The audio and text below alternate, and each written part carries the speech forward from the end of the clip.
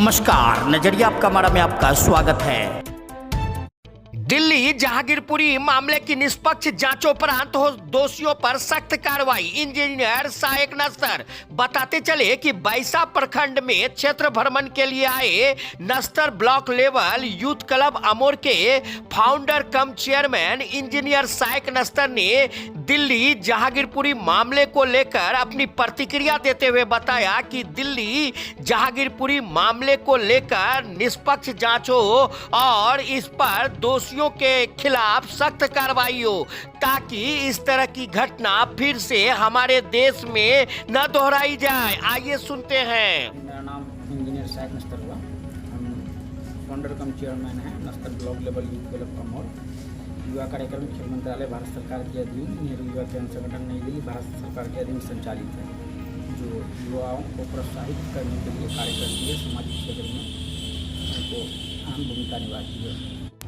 देखिए, दिल्ली हिंसा जो भी हुआ वो बिल्कुल गैरकानूनी हुआ। पहली बात तो ये है कि वहाँ पे जहांगीरपुरी में रामनवमी का जुलूस अगर निकला तो रामनवमी का जुलूस निकला वहाँ तक ठीक है, जुलूस निकला और वहाँ पे जिस तरह वो लोगों ने आपका तलवार या पिस्टन ये सब का जो यूज किया या फिर मुस्लिम विरुद्ध नारे लगाए, ये कहीं से भी सही नहीं है। और मुस्लिम भी अगर पत्थरबाजी किया तो ये भी पूर्ण रूप से गलत है।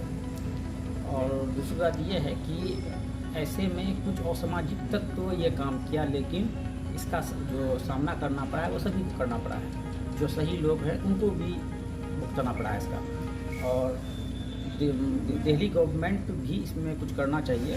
हालांकि केंद्र शासित में आता है दिल्ली गवर्नमेंट, लेकिन ऐसा भी नहीं इतना कमज़ोर नहीं है। एज सीएम केजरीवाल उसमें कुछ अहम फैसला को करना चाहिए था जो वो नहीं कर पाए। और जहाँ तक एमसीडी की बात है, डायरेक्ट बुलडोजर से चला देना, municipal corporation of Delhi MCD का एक्ट 343 इंडियन पेनल कोड के तहत ये कहा जाता है कि अगर आप किसी भी तरह का इलीगल कंस्ट्रक्शन को हटाते हैं तो आपको 5 से 15 दिन के पहले आपको नोटिस देना होता है।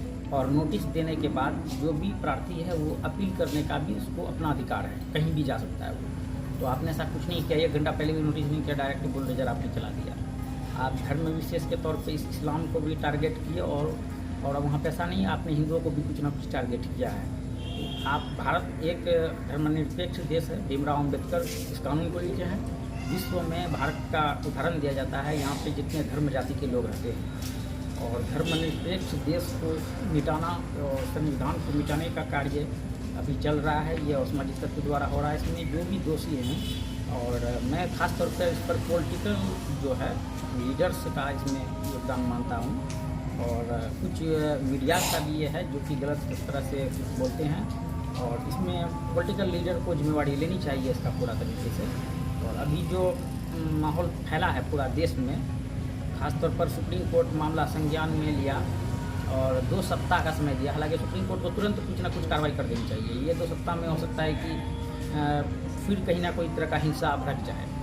तो दिल्ली गवर्नमेंट को भी हिंसा रोकने के लिए कुछ अहम फैसले लेने चाहिए और उसकी जांच करवा कर कार्रवाई होनी चाहिए। रामनवमी में अगर इस्लामिक विरुद्ध नारे लगाए या फिर तलवार या पिस्टल लेके चला, तो ये राम भगवान भी रामायण में भी ये चीज़ नहीं है कि आप हथियार लेकर चलें या इस्लामी विरुद्ध चलें।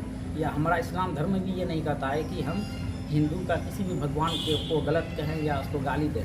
कोई भी धर्म ये नहीं कहता है। ये कोई भी धर्म एक चीज़ तो साफ है कि व्यक्तिगत रूप से इंसानियत का संदेश देती है, जो हिंदुस्तान का खूबसूरती का एक पहचान है, और वो पहचान को मिटाना चाहता है।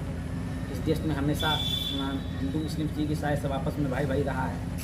ये पॉलिटिकल पार्टीज जो है ये टोटल पब्लिक को बांटकर धर्म के नाम पर अपना पॉलिटिकल इशू कर रहे हैं, लेकिन इसका रिजल्ट बहुत खतरनाक हो सकता है अगर इस पर सभी को एक प्लेटफॉर्म पे आना चाहिए। हर एक मुस्लिम को, हर एक हिंदू को बिना धर्म देखे हुए वो ये सोचे कि I am an Indian citizen, मैं एक इंडियन सिटीजन।